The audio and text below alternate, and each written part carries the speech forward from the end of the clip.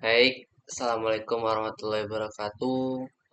Di sini perkenalkan nama saya Andre Febrian yang ini satu channel 23055 akan menjelaskan mengenai metode pengumpulan data. Nah, yang pertama mengenai pengertian data. Data merupakan kumpulan fakta yang diperoleh dari suatu pengukuran. Suatu pengambilan keputusan yang baik merupakan hasil dari penarik kesimpulan yang didasarkan pada data atau fakta yang akurat. Untuk mendapatkan data yang akurat diperlukan suatu alat ukur atau yang disebut dengan instrumen yang baik. Alat ukur atau instrumen yang baik adalah alat ukur instrumen yang valid dan reliable. Nah, ada beberapa jenis data, yaitu pertama data nominal. Data nominal adalah alat ukur yang paling sederhana dalam pengukuran data. Skala nominal ini hanya mempunyai fungsi yang terbatas, yaitu mengidentifikasi dan membedakan. Ya, yang kedua data ordinal. Skala ordinal adalah skala pengukuran yang tidak hanya menyatakan kategori, tapi juga menyatakan peringkat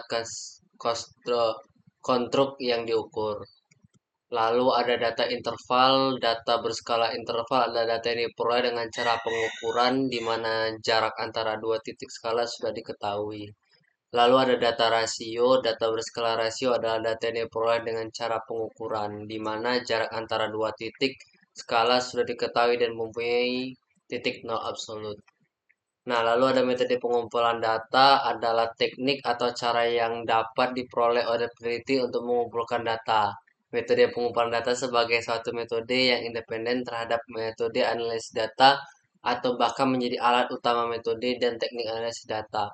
Data yang mengumpulkan sebagai peneliti akan digunakan untuk menguji hipotesis atau menjawab pertanyaan pada rumusan masalah, dan kemudian akan digunakan sebagai dasar dalam pengambilan kesimpulan atau keputusan. Maksudnya penelitian pada penelitian menggunakan pendekatan kualitatif adalah peneliti itu sendiri karena keberhasilan dalam mengumpulkan data sebanyak yang ditentukan oleh kemampuan peneliti menghayati situasi sosial yang dijadikan fokus penelitian. Lalu ada beberapa metode pengumpulan data dalam penelitian, yaitu metode wawancara, observasi, dokumentasi. Berikut adalah penjelasan masing-masing metode. Pertama ada wawancara, merupakan salah satu teknik yang dapat digunakan untuk mengumpulkan data penelitian. Wawancara adalah mengadministrasikan angket secara lisan dan langsung terhadap masing-masing anggota sampel. Menurut Hamid, dalam lakukan wawancara dapat dilakukan dengan cara langkah sebagai berikut. Pertama, penyusunan petunjuk wawancara. Wawancara harus mempunyai petunjuk penulis yang menunjukkan pertanyaan apakah yang harus ditanyakan. Yang kedua adalah komunikasi selama wawancara sebelum mengajukan pertanyaan formal.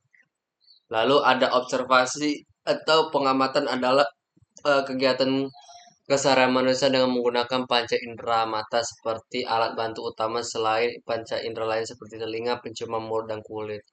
Karena itu, observasi merupakan kemampuan manusia menggunakan seluruh panca inderanya dan memperoleh hasil dari fungsi panca indera utama, yaitu mata, untuk memperoleh data atau informasi.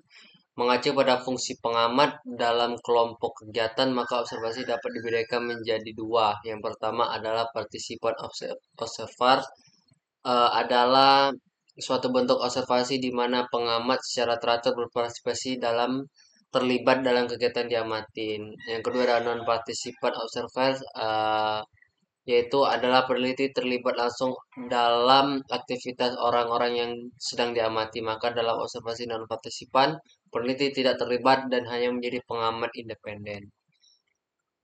Lalu ada instrumen penelitian adalah penelitian bidang pendidikan. Teknik pengumpulan data yang lazim adalah menggunakan instrumen.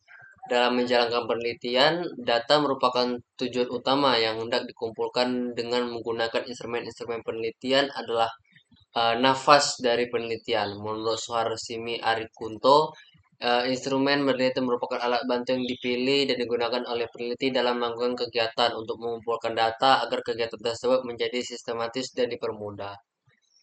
Lalu ada validasi dan rehabilitas instrumen penelitian. Nah, dalam menyusun dan sebelum mengaplikasikan instrumen penelitian, ada tahap yang begitu penting bagi bagaimana hasil penelitian tersebut dapat dipertanggungjawabkan. Hal penting tersebut adalah yang bisa disebut dengan validitas dan rehabilitas. Validitas sendiri merupakan derajat ketepatan antara data yang terjadi pada objek penelitian dengan daya yang dapat dilaporkan oleh penelitian. Dengan demikian, Data yang valid adalah data yang tidak berbeda antara data yang dilaporkan peneliti dengan data yang sesungguhnya terjadi pada objek penelitian. Lalu reliabilitas adalah menunjuk pada satu pengertian bahwa suatu instrumen cukup dapat dipercaya untuk digunakan sebagai alat pengumpul data karena instrumen tersebut sudah baik atau hal yang berkaitan dengan keterandalan suatu indikator. Nah, lalu kesimpulan dari materi ini adalah metode pengumpulan data adalah langkah penting dalam penelitian yang betul untuk memperoleh informasi yang relevan dan akurat. Teknik ini dilakukan dengan tanya jawab langsung antara peneliti dan responden. Wawancara dapat bersifat terstruktur atau tidak terstruktur, tergantung pada tujuan penelitian dan informasi yang ingin diperoleh. Ini mencakup catatan, laporan, dokumen lain, dan dapat mendukung informasi yang dikumpulkan melalui metode lain. Nah, sekian dari materi saya.